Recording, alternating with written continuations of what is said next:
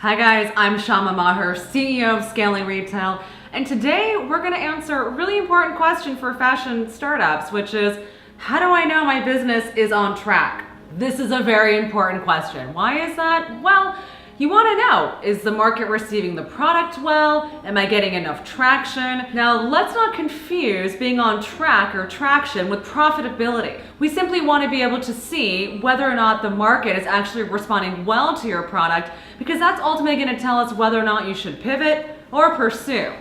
Now, profitability and revenue, as well as your traction, are all three different mechanisms by which you can understand the health of your business.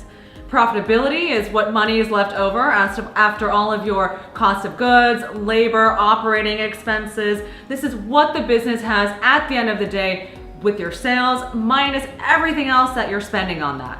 Now, your revenue stream is simply your top line sales. Revenue is simply how much money is coming in from a variety of different channels. And then traction, guys, is a totally different concept. A concept that was really made popular when we think about a lot of tech startups. Because a lot of tech startups were able to get a lot of funding, not based on revenue and not based on profitability, but because of the traction and the user base that was using and consuming their product, and they were able to get a lot of data and feedback out of that. So traction, as it relates to a fashion startup, is really important, guys, because it's gonna really help us understand how the market is perceiving us and whether or not we should be pursuing or pivoting.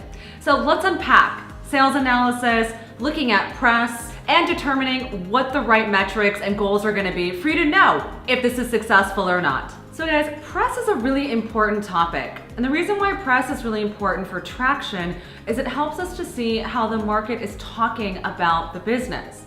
Are influencers coming to you, or are you pursuing them? Are online editorials and magazines choosing to write about your product?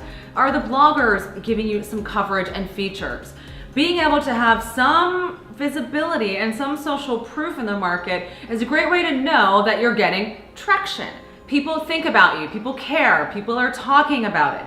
Your Instagram channel, how many followers you have that are increasing, how many people like your Facebook page if you choose to focus on that, how many people are following your Pinterest board, again, if that's a channel that you focus on. Whatever it is you choose to set yourself up on, those particular platforms are going to be important for you to understand how to maximize them and how to use them to see if you're gaining traction on. Now, the second thing about traction. Traction can also be in terms of what your sales are. How are people purchasing the product, right? It doesn't have to be with having huge amounts of revenue, but are you able to make sales and are you able to sell beyond just friends and family? This is very, very important. And this is why we spend so much time at Scaling Retail talking about different marketing strategies and ways of testing the viability of your business model. A lot of our clients go through lots of different market research studies. They do focus grouping because they simply want to know, is this brand going to have traction before they even launch the new product or this new brand into the market? You too want to have a better understanding of, will someone buy this product? Am I designing or developing this for sales? So sales is a very important factor to consider as well. So at the end of the day, when we think about whether or not your business is getting traction, it ultimately comes down to, do you need to pivot or pursue? Pivoting means we're making a few different adjustments to our existing business model. Maybe we're changing some of our product development. Maybe our marketing channels are shifting. Or are we pursuing the existing channels and taking new leaps and experiments on channels that we want to tap into? Now, this notion of pivoting or pursuing doesn't just happen after year one. You should be evaluating your business quarterly, and you should be doing lots of aggressive testing on what the market feedback is. That's going to be done through channels like in-person market events. You may be thinking about doing some focus grouping. You may also be running some advertising for brand awareness or checking to see how certain kinds of copy and images are landing on your advertising channels. There are lots of different ways of approaching the pivoting and pursue element here.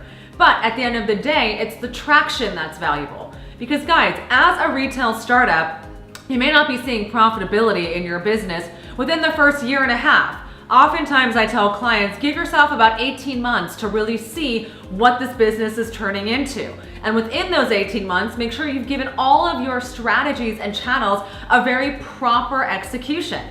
The one thing that I hate seeing is when clients come to me and they say, yes, I've been trying all of these different things, but they've never documented those experiments. They have no idea how well they've performed, and therefore they have no data. They actually can't tell me if they should pivot or pursue because they've never done the homework themselves. So guys, please, as you're within this first 18 months of your business, definitely make sure you're keeping track of your experiments, you're finding out what's working, and beyond that, once you know that your business is profitable, or even once you know that there's a real essence and a core driver within your business that consumers want, that is a good time to say, okay, these are the core marketing strategies that we know perform well for us, and then each month we are going to invest in different traction drivers.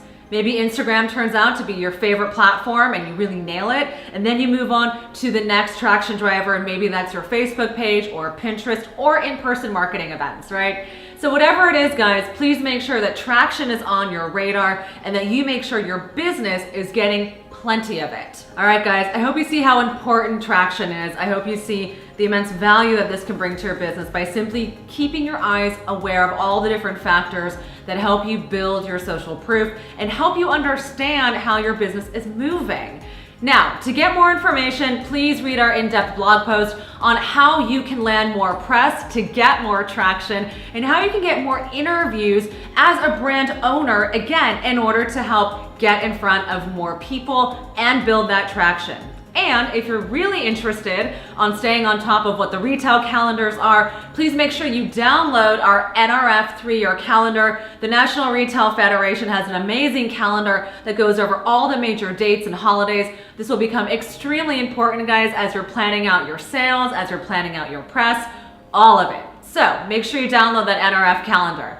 Lastly, please leave a comment below. Do subscribe to the channel. We always look forward to seeing you on Instagram at Scaling Retail. And when you're ready to launch and scale your business and really take your business to new heights, please do email us at hello@scalingretail.com. Thanks, guys.